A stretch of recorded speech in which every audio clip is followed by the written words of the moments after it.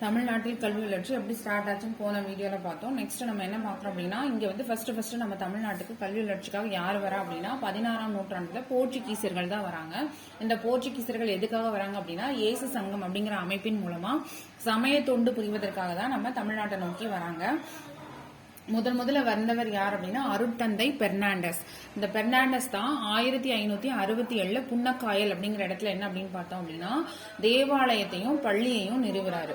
ஒரு சர்ச்சையும் ஒரு ஸ்கூலையும் வந்துட்டு இந்த அருட்தந்தை பெர்னாண்டஸ் 1567 புன்னக்காயல் அப்படிங்கிற இடத்துல வந்து நிறுவுறாரு. இதை தொடர்ந்து இந்த இயேசு சங்கத்தின் சார்பா சென்னை, நாகை, திருச்சி, திண்டுக்கல் இந்த இடங்கள்லயும் வந்துட்டு பள்ளிக்கூடங்கள் வந்து நிறுவப்படுது. அதுக்கடுத்தது இதே இயேசு சங்கத்தின் உறுப்பினரான ராபர்ட் டி நோபிளி 1605 வந்து நம்மளோட எங்க வராரு அப்படின்னா மதுரைக்கு வராரு. 1605 வந்து தமிழ்நாட்டுக்கு வராரு ராபர்ட் டி நோபிளி. இவர் எப்படி வராரு அப்படின்னா ஒரு இந்து துறவி மாதிரி ஒரு வேடம் அணிந்து கொண்டு, ஆனா கிறிஸ்துவ மதத்தை பரப்புறதுக்காக வரதான் இந்த ராபர்ட் டி நோபிளி 1605 தமிழ்நாட்டுக்கு வராரு. அதை தொடர்ந்து 1606 வந்து இவர் மதுரைக்கு வராரு. அப்ப வந்து யாரு மதுரையை ரூல் பண்ணிட்டு இருக்கா அப்படின்னு பார்த்தோம்னா முத்து கிருஷ்ணப்ப நாயக்கர் தலைமையில தான் வந்துட்டு மதுரை வந்து ஆட்சியில இருக்கு.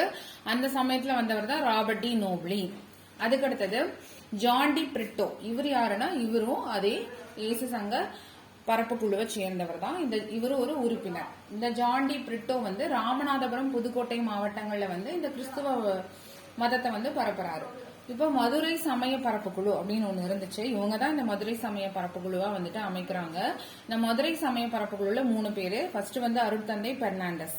இவர் வந்து ஒரு பாதிரியார். இவருக்கு அடியில உறுப்பினர் யாரு ஜான் டி பிரிட்டோ. அதுக்கடுத்த உறுப்பினர் யாருன்னா கான்ஸ்டன்டைன் ஜோசப் பெசுக்கி. அதாவது நம்மளால வீரமாமுனிவர் அப்படின்ற அறியப்படுற ஒரு சமய பரப்பு துறவிதான் யார் அப்படின்னா நம்மளோட வீரமாமுனிவர். மதுரை சமய பரப்பு குழுவை சேர்ந்த ஒரு உறுப்பினர். இவர் எப்ப இருந்தார் அப்படின்னா இந்த சமய பரப்பு குழுல 1711 இருந்து 1742 வரைக்கும் இருந்தாரு. அதுக்கடுத்தது அமெரிக்க யாழ்ப்பாண சமய பரப்பு குழு. இது எப்ப அமைக்கப்பட்டது அப்படின்னா 1834 அமெரிக்க யாழ்ப்பாண சமய பரப்பு குழு அமைக்கப்பட்டுச்சு. அதை தொடர்ந்து ஆற்காடு சமய பரப்பு குழு. இது வந்து 1853 அமைக்கப்பட்டதுதான் ஆற்காடு சமய பரப்பு குழு. இந்த ஆற்காடு சமய பரப்பு குழு யாருனால அமைக்கப்பட்டுச்சு அப்படின்னா அமெரிக்க ஸ்கட்டர் சகோதரர்கள்னால அமைக்கப்பட்டதுதான் இந்த ஆற்காடு சமய பரப்பு குழு. இவங்க அமைச்சதுதான் மருத்துவமனைகள், தர்மஸ்தாபனங்கள் எல்லாம் வந்துட்டு இந்த ஆற்காடு சமய பரப்பு குழு வந்து அமைச்சது.